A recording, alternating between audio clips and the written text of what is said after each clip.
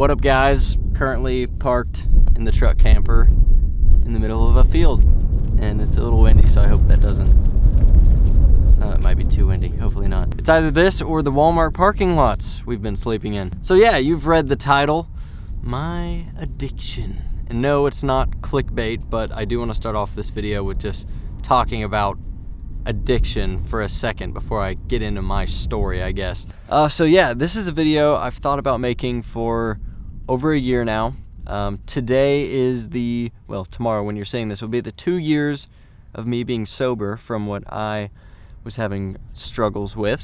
I made an Instagram post last year this time, just saying like I'd been 1 year free and sort of put that out there because I was proud of myself and I wanted to hold myself accountable. But I left that post pretty vague. I didn't go into any details of my story, and I certainly didn't make a video like this. And so I guess that's what we're doing for the 2 year mark. I'll start by saying what I think addiction means to me. Continuing to do something that you know is negatively impacting your life and not being able to stop doing that. So that's definitely what I was dealing with for about 4 years. Although I wasn't addicted to heroin or something crazy like that, this was very much still the cycle that I was in, and so that's why I feel this video necessary to make, and I'm sure it can translate to many different things: substances, food, sex, whatever it is. For me, I was addicted to, drum roll please, marijuana. And immediately upon saying that, I'm definitely gonna get people that are, bro, you can't get addicted to that, it's not even addictive, it's barely even a drug, what are you saying? But for me, it was definitely still a major issue. And yeah, that's most of the reason why I left it vague in the Instagram post, is just because it's so widely accepted in culture that it was just kind of cringe to say. But I know for a fact there's some of you out there literally in the boat I was in with this substance, and I personally still have friends to this day that say, oh, you know, I wish I could quit weed, oh, I'd love to stop. And of course they don't, which to me is just more evidence that it is an addictive substance, just some people have less of a problem with it. For me, it was never a casual thing. From the first time I smoked in 2017, back when we had the big house for the YouTube videos and we had just made the attic out of the detached garage and all the lights and stuff. Yeah, it was right around then when I started smoking for the first time, and it was just like nightly after that. It wasn't like a once a week thing. It was immediately like every day. And that's usually how I've been with just anything in my life, whether it's work or whatever. As soon as I get interested in something, I'm just all in or all out. So if you guys remember, around this time I was still living with my family and my mom, of course, although it was my house as I got into doing this, and it became more and more of a thing. There was not really much that my mom could say or do about it because, well, I was just gonna go live my life. If she had a problem with it, I was gonna bounce to another state and just go be a YouTuber somewhere else. So I think really two things facilitated this kind of snowball effect from the get-go. The first one being my self-employment and the ability to spend however much money I'd like on this new habit. And the second, probably more relevant one, being I had just experienced my first dip in YouTube views in my whole career. I got 1 million subscribers in 2 months in 2016. And from then on, it was just a steady upward growth. I was getting 1 million views a day. And like I said about being all in or all out, I was just all in for that. That was my sort of healthy outlet. And as soon as my views began to go down a little bit, I sort of felt like I was failing. I had this like grandiose mindset of I was like chosen for this position as a YouTuber in society. I don't know, just some really superstitious crap like that. And so as soon as that started to dwindle even the slightest bit, I was like a kid who had just lost at a game or came in second and just kind of threw my hands up. And I went from uploading every single day in 2017 to literally taking a month cold turkey, just stopping uploading because I was pretty much just mad. Maybe I wasn't making quality enough videos, maybe I wasn't learning the medium enough, maybe it was just a fluke in the algorithm. But regardless, I had that reaction, and so I kind of just traded work pretty much for this. And I didn't quit YouTube completely, but my uploads did start going to 2 or 3 times a week, and I'd moved to California at that point, of course, where it's legal. I'm living with my friends. We're all just a bunch of young guys. There's no parents, there's no rules. And so yeah, my YouTube career at this time was kind of just funding that. It was becoming less of a passion thing and more of just going through the motions. And so at the end of summer, we moved back to Kansas after Huntington Beach, realizing this was not gonna work and it was just kind of a shit show. My mom sort of had an intervention with me. She could tell I was really unhappy, and she was like, hey, you should try to stop this. And so I moved back into her house. It was now like her rules, and it was our original house. We had sold the big one, moved back into the house where everything kind of started for me. And I went 6 months without smoking there. I got a Twitch deal. I was like live streaming every day, and I was uploading more regularly. And so I kind of traded the negative addiction for the more positive career one and was back on that track. That is until I bought my own house again. It is the one I live in back home now. I had moved out there in the summer of 2019, and then eventually, of course, relapsed, if you want to call it that, and just started picking it up every single day again. And there went the consistency, there went the work ethic, but this time there wasn't going to be a transition back to getting back on a productive path. 2019, 20, and 21 were all completely filled with smoking, and I don't mean like, you know, I ripped a joint a couple times a day. I was taking dabs, like concentrated THC oil, right as I woke up. Like literally, I would joke with my friends, like the fourth breath of my morning was that or a bong rip, and then it would be like that pretty much every hour, sometimes 2, maybe 3, until I went to bed. Like, I don't know, it became this like religion for me. And really, I think the reason I didn't go back into a healthy lifestyle again this time was because I sort of had a really dismal philosophy for life. Not only did I not believe that having career success would give me any sort of happiness or contentment, I didn't think there was anything I could do to be happy. Like, I gave up on happiness as an idea. If being a rich, famous YouTuber, accomplishing all my dreams, being young, not horrible looking, all these things that I thought would just bring me this everlasting joy once I like felt like I got there, once I realized that wasn't a thing, then I was like, oh, there's no finish line here. You can't ever get to the rainbow over the hill. It just is ever receding, you know? Yeah, you're just always on this treadmill.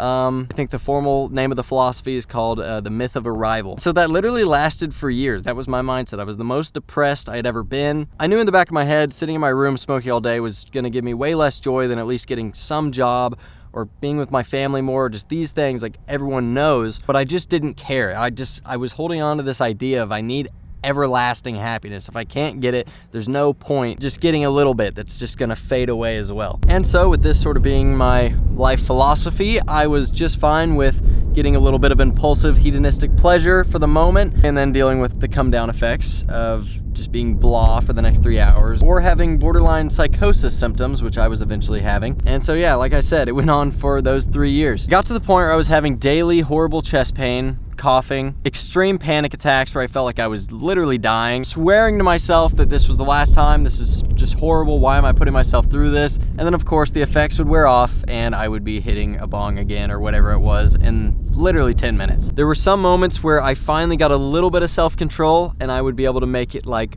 a full day without smoking. You know, I'd skip a day. I'd be like, okay, I'm getting healthier. I could still do it because, you know, I'm vaping it or something. I'm being healthier about this. I can still have this in my life. You know, just trying to clear my conscience about it. But then, of course, the days would kind of fade back into doing it all day, every day. I think probably the longest I ever went during this period was a week, and I would have terrible nightmares. I would have withdrawal symptoms, would be sweating. It was pretty much all I could think about, and at this point, I totally knew it was an addiction for me. Whether or not it is for a lot of people, I was 1000% addicted to this, and it was ruining my life to a degree. And eventually, this cycle had led me to be so depressed that it was now just blatantly obvious to my family, to my mom. And so one night, we had been over watching TV at her house, and I literally just ran outside. I broke into tears outside. I was having one of my episodes on an edible, just feel like I was losing my mind. And so yeah, my mom came out to comfort me, and she was sort of crying with me, and she said that she was gonna find me help, and I didn't have a choice in the matter. She was going to schedule it, and I was going to go. So that was probably in June of 2021. Well, come August, I had a 1-month stay booked in St. George, Utah at a recovery center. My mom and my brother were caring enough to come with me on that trip, driving me 16 hours. And eventually I got to the place, I got to my room, and immediately I was like, screw this, I don't want to be here. I started being like a kid who just got dropped off at kindergarten for his first time. I was literally being a bitch. I was just like, I don't want to be here. I just tried to say everything I could to get in my mom's truck. Just, I'm fine, let's go home, I'll just quit. It's fine, I don't need this. But my mom, being the good mother that she is, being the stern one that she is, she didn't fold to that. She didn't, you know, the tugging on her heartstrings didn't work, and so I was left there for the month. And so the first 2 weeks at this place were great. They had just like tons of different specialists in different fields, psychologists, therapists, people that did exercise, some holistic healing people. We went out into nature. There was just really in all aspects healing to it, and yeah, I was actually pretty thrilled after the first couple weeks. I thought, wow, I'm doing good. But then during that, I got COVID, and I got it for the first time, and I was literally hospitalized. I don't know how. I thought the young people were supposed to be resilient to this. I wasn't worried about it. And then I ended up having like an insane reaction to that. Was in a St. George hospital across 2 days. I ended up getting pancreatitis from it somehow. I couldn't eat for 3 days. I lost 18 pounds. It was quite literally the worst. You know, I felt like I was on an upward trajectory. I was working out there. I'd been starting to feel healthier. And then all of a sudden I was in a room 16 hours away from my family, alone, quarantined in agonizing pain for 2 weeks. That was literally like the 2 worst weeks of my life. And so after the quarantine, I got back home, and you guessed it, started right back up. Maybe it would have been different if I would have stayed the full month. I kind of doubt it though. I just still think I wasn't ready to give it up. Anyways, from September of 21 all the way to the new year of 2022, it was pretty much an everyday thing still. And then finally, when the new year came around, and I thought to myself, you know what? Right now, I'm making the change. It's my New Year's resolution. I'm going to finally stop smoking weed. I told myself 6 months. I need to go 6 months without weed, just to like prove myself I could do it. I still planned on doing it after 6 months because I liked it on some level. And I went 26 days and then smoked again. And as soon as I did it, I don't know what finally switched. I had redone it a million times, but this one time, while I was high in my room, I was thinking, I was happier over the last 3 weeks. Why did I do this? My life would be better if I didn't do this. I think this was also around the time I stopped obsessing over this philosophy I'd bought into of just nothing matters, we're never gonna be ultimately happy, all this nihilistic thinking. And I'd sort of come to grips with, yeah, that might be the case, but are you gonna kill yourself? If not, then you may as well not make your life any worse than it has to be. No, you're not gonna be everlastingly happy. You're not gonna reach the finish line. $1 million isn't gonna do it for you, a newborn kid or whatever, because life is hard. You might lose all that on a bad investment. Your kid might get sick.